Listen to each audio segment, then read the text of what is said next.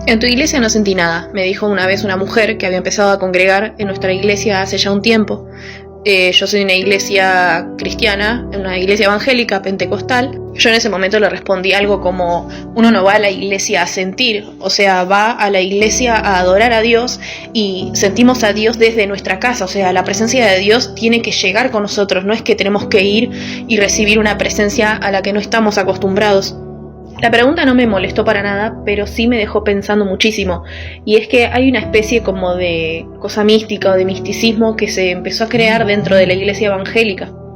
Es como que si no gritaste, si no lloraste, si no saltaste, si no sentiste algo extraordinario es porque la presencia de Dios no estuvo ahí, cuando en realidad es algo totalmente falso y es algo muy peligroso también.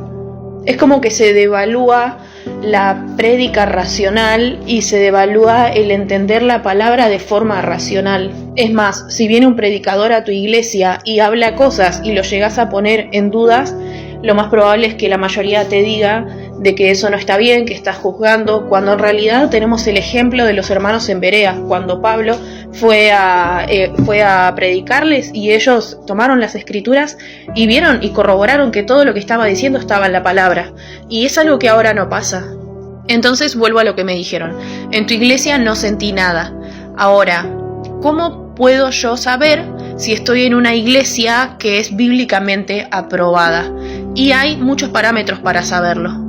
Parámetro número 1. Una iglesia bíblica es cristocéntrica. Quiere decir que lo más importante no sos vos, lo más importante es Cristo. Y lo más importante es lo que dice la palabra de Dios, dándole gloria y honra, tanto en las alabanzas como en la exposición de la palabra, a Cristo. Número 2, y muy importante, la salvación es gratis. La salvación es por gracia mediante la fe. Es decir, la salvación es un regalo. No hay que poner plata. La salvación es un regalo mediante la fe. Y la fe es un don de Dios. No se paga la fe, no se compra la salvación. Y si hay un enfermo en el lugar, no se paga para sanidad. Eso es muy importante. Una iglesia bíblica no pone plata para añadir nada a la salvación, ni para tener sanidad, ni para nada que no sean las ofrendas generosas que menciona la palabra. Número 3. Se confronta el pecado, es decir, a medida que vayas asistiendo a las oraciones, a los cultos, a las reuniones, a los estudios bíblicos, vas a ir creciendo, te vas a dar cuenta que tenés al Espíritu Santo cuando vos empieces a cambiar tu relación con el pecado. Es decir, antes pecaba y no me importaba, ahora hay algo que me duele cuando peco contra mi Dios. Entonces ese es un buen parámetro de que estás en una iglesia bíblica. Se confronta el pecado, se habla abiertamente de lo que significa el pecado para Dios, se habla abiertamente de lo que son los atributos de Dios y de la obra de Cristo. Eso es un muy buen indicio de una iglesia bíblica.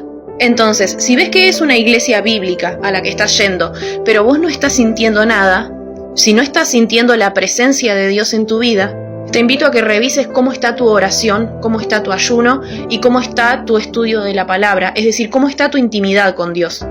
Hay una creencia muy, no sé de dónde salió, pero es que muchas veces se piensa de que yo voy a ser más cristiana por cuanto más actividades haga en la iglesia, cuando en realidad lo único que me acerca a Dios es mi intimidad con Él. Sí hay que trabajar y hay que ser pastoreado y todo, pero lo más importante es nuestra relación con Dios.